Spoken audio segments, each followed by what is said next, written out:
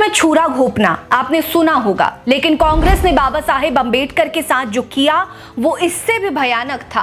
Baba Saheb doctor Bhimrao Ambedkar के नाम से कांपने वाली कांग्रेस ने उन्हें गिराने के लिए, उनके सपनों को मिटाने के लिए तमाम षड्यंत्र रचे। जो लोग ये कहते हैं कि बाबा साहेब को कांग्रेस ने देश का पहला कानून मंत्री बनाकर सम्मान दिया था, वो ये बताना भूल जाते हैं कि कांग्रेस पार्टी ने बाबा साहेब को अलग थलग करने के लिए ये षड्यंत्र रचा था। लेकिन बाबा साहेब तो बाबा साहेब थे। उन्होंने कांग्रेस के नेतृत्व में चल रही सरकार में कानून मंत्री रहने के बावजूद पिछड़ों और महिलाओं के प्रति अपने कर्तव्यों को थामे रखा और उसके खिलाफ आवाज उठाते रहे। हिंदू कोड बिल उसी का प्रमाण था, जिसका समर्थन पहले नेहरू ने भी किया था। लेकिन जैसे जैसे साल बीते और बाबा साहेब का कद बढ़ता चला गया, नेहरू के विचार बदल गए और बाबा साहेब की दूरदर्शिता और कांग्रेस की साजिशों के बीच जंग छिड़ गई। नमस्कार, मेरा नाम है रीटा। आज की वीडियो में मैं आपको हिंदू कोड बिल पर कांग्रेस के दोहरे रवैये के बारे में बताऊंगी, जिसके कारण डॉक्टर भीमराव अंबेडकर को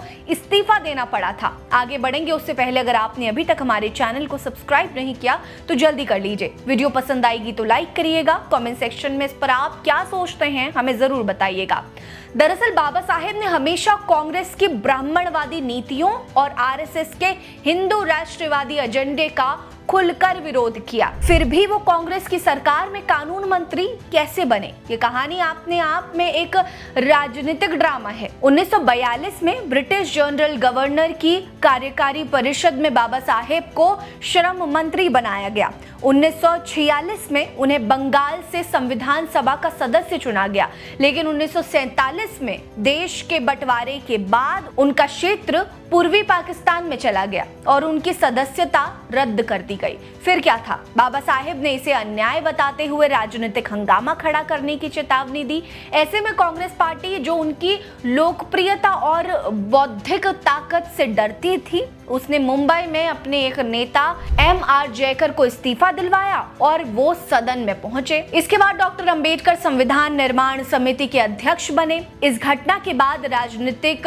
हलकों में बाबा साहेब का कदम काफी तेजी से बढ़ा। 1947 में आजादी के बाद जब आजाद भारत की पहली कैबिनेट बनी तो कांग्रेस ने बाबा साहेब को कानून मंत्री बनाया। 6 दिसंबर 1946 को ही संविधान सभा का गठन हो चुका था। ऐसे में 11 अप्रैल 1947 को संविधान सभा के सामने उन्होंने हिंदू कोड बिल पेश किया। इस बिल में महिलाओं को पिता की संपत्ति में बराबर हिस्सा, तलाक का अधिकार, पुनर्विवाह का हक और बहुविवाह पर रोक जैसे क्रांतिकारी प्रावधान थे।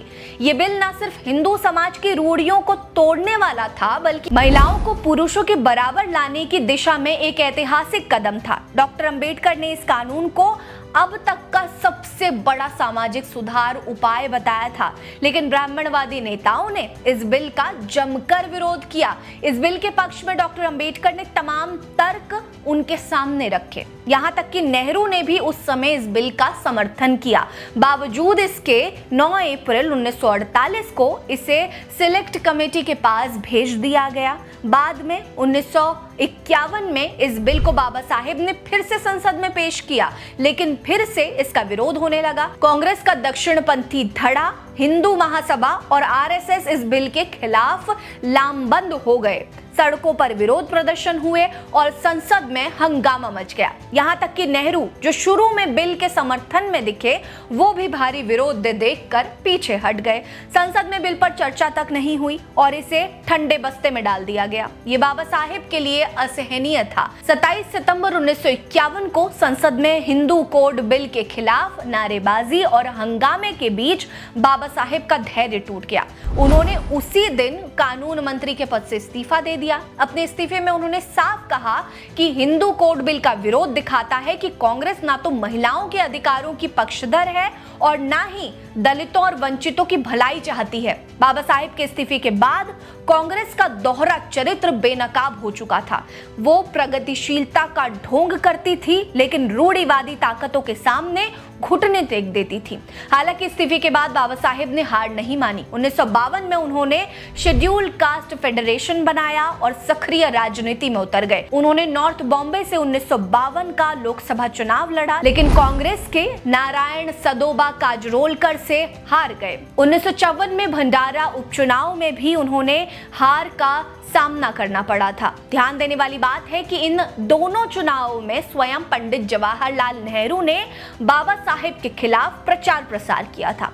ये साफ था कि नेहरू और कांग्रेस किसी भी कीमत पर बाबा साहेब को संसद में नहीं देखना चाहते थे। उनकी क्रांतिकारी आवाज को दबाना कांग्रेस का मिशन बन चुका था। और भी मजेदार बात यह है कि बाबा साहेब के जिस हिंदू कोड बिल को कांग्रेसियों ने संसद में पास नहीं होने दिया था, उस हिंदू कोड बिल को बाद में 1955-1956 में टुकड़ों में पास किया गया, लेकिन इसका सारा श्रेय कांग्रेस ने खुद ले लिया। ये वही बिल था जिसके लिए बाबा साहेब ने अपनी कुर्सी दांव पर लगाई थी।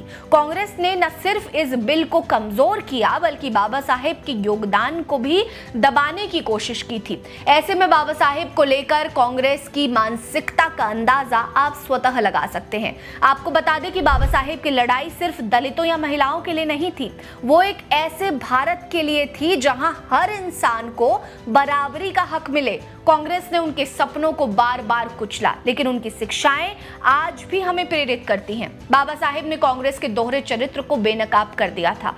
कांग्रेस के दोहरे चरित्र पर आपकी क्या राय है? कमेंट सेक्शन में हमें जरूर बताइए। बने रहिए हमारे साथ। नमस्कार।